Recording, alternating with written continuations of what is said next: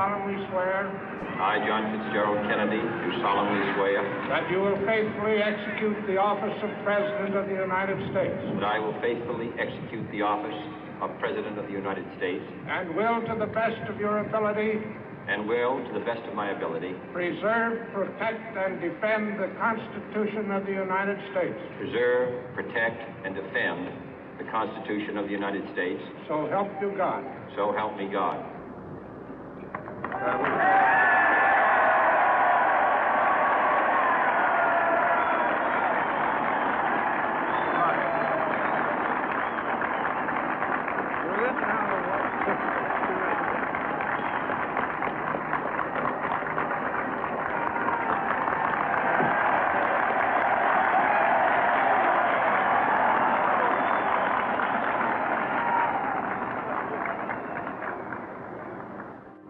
Vice President Johnson, Mr. Speaker, Mr. Chief Justice, President Eisenhower, Vice President Nixon, President Truman, Reverend clergy, fellow citizens.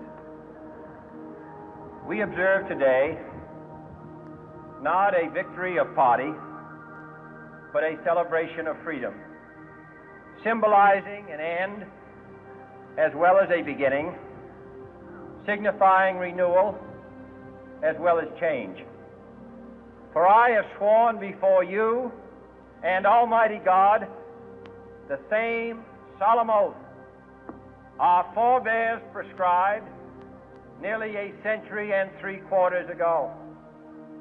The world is very different now, for man holds in his mortal hands the power to abolish all forms of human poverty and all forms of human life. And yet the same revolutionary beliefs for which our forebears fought are still at issue around the globe.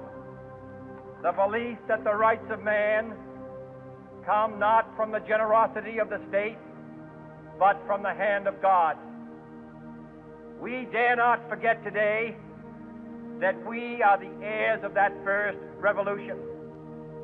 Let the word go forth from this time and place to friend and foe alike that the torch has been passed to a new generation of Americans born in this century, tempered by war, disciplined by a hard and bitter peace, proud of our ancient heritage, and unwilling to witness or permit the slow undoing of those human rights to which this nation has always been committed and to which we are committed today at home and around the world.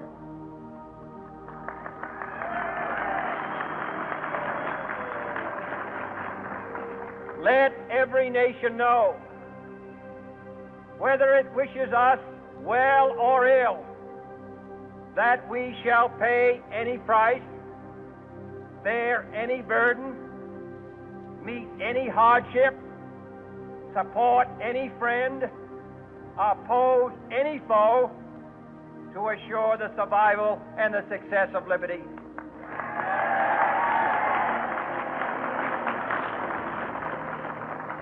This much we pledge and more. To those old allies whose cultural and spiritual origins we share, we pledge the loyalty of faithful friends. United, there is little we cannot do in a host of cooperative ventures. Divided, there is little we can do, for we dare not meet a powerful challenge at odds and split asunder. To those new states whom we welcome to the ranks of the free, we pledge our word that one form of colonial control shall not have passed away merely to be replaced by a far more iron tyranny. We shall not always expect to find them supporting our view, but we shall always hope to find them strongly supporting their own freedom and to remember that in the past, those who foolishly sought power by riding the back of the tiger ended up inside.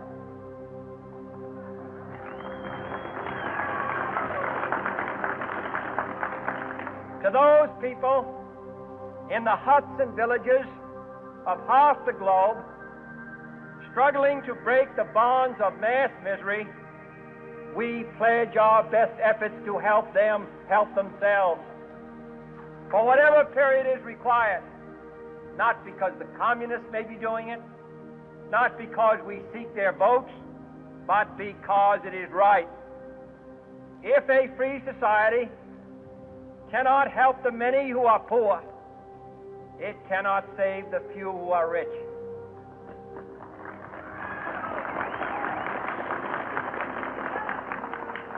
To our sister republics south of our border, we offer a special pledge to convert our good words into good deeds, in a new alliance for progress, to assist free men and free governments in casting off the chains of poverty.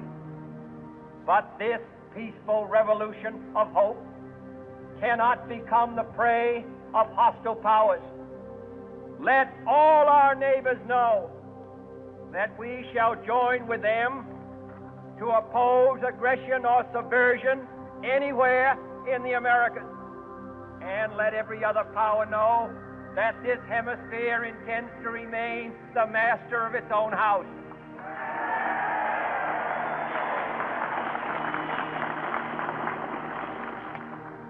To that World Assembly of Sovereign States, the United Nations, our last best hope, in an age where the instruments of war have far outpaced the instruments of peace, we renew our pledge of support to prevent it from becoming merely a forum for invective, to strengthen its shield of the new and the weak, and to enlarge the area in which its writ may run. Finally, to those nations who would make themselves our adversary, we offer not a pledge, but a request that both sides begin anew the quest for peace. Before the dark powers of destruction, unleashed by science, engulf all humanity in planned or accidental self-destruction, we dare not tempt them with weakness, for only when our arms are sufficient beyond doubt can we be certain beyond doubt that they will never be employed. But neither can two great and powerful groups of nations take comfort from our present course, both sides overburdened by the cost of modern weapons, both rightly alarmed by the steady spread of the deadly atom, yet both racing to alter that uncertain balance of terror that stays the hand of mankind's final war. So let us begin anew, remembering on both sides that civility is not a sign of weakness, and sincerity is always subject to proof. Let us never negotiate out of fear, but let us never fear to negotiate.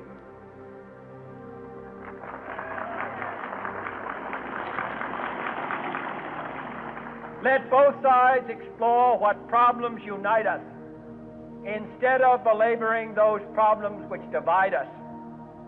Let both sides, for the first time, formulate serious and precise proposals for the inspection and control of arms, and bring the absolute power to destroy other nations under the absolute control of all nations.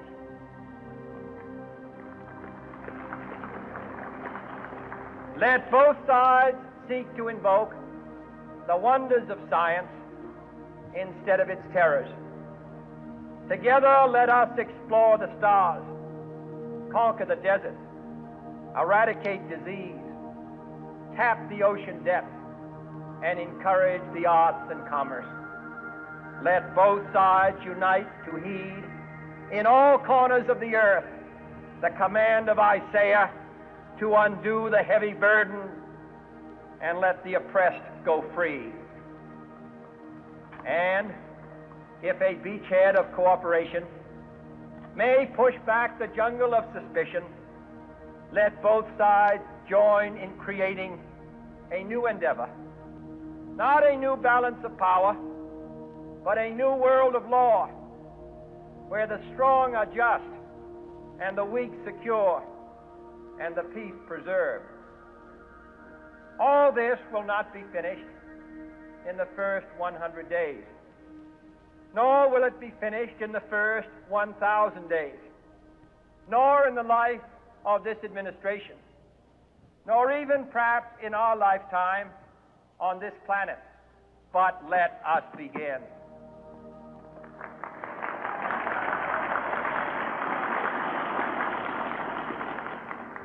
In your hands, my fellow citizens, more than mine, will rest the final success or failure of our course. Since this country was founded, each generation of Americans has been summoned to give testimony to its national loyalty. The graves of young Americans who answered the call to service surround the globe. Now the trumpet summons us again, not as a call to bear arms, though arms we need, not as a call to battle, though in battle we are, but a call to bear the burden of a long twilight struggle, year in and year out, rejoicing in hope, patient in tribulation, a struggle against the common enemies of man, tyranny, poverty, disease, and war itself. Can we forge against these enemies a grand and global alliance, north and south, east and west, that can assure a more fruitful life for all mankind? Will you join in that historic effort?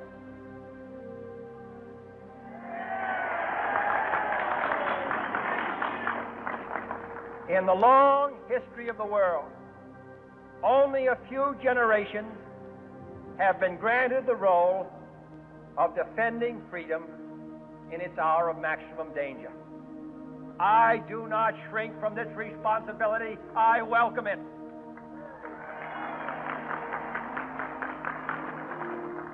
I do not believe that any of us would exchange places with any other people or any other generation. The energy, the faith, the devotion which we bring to this endeavor will light our country and all who serve it.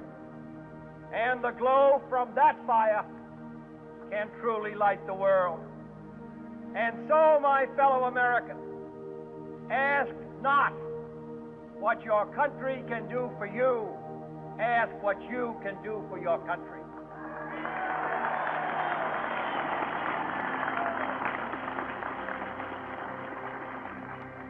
My fellow citizens of the world, ask not what America will do for you, but what together we can do for the freedom of man.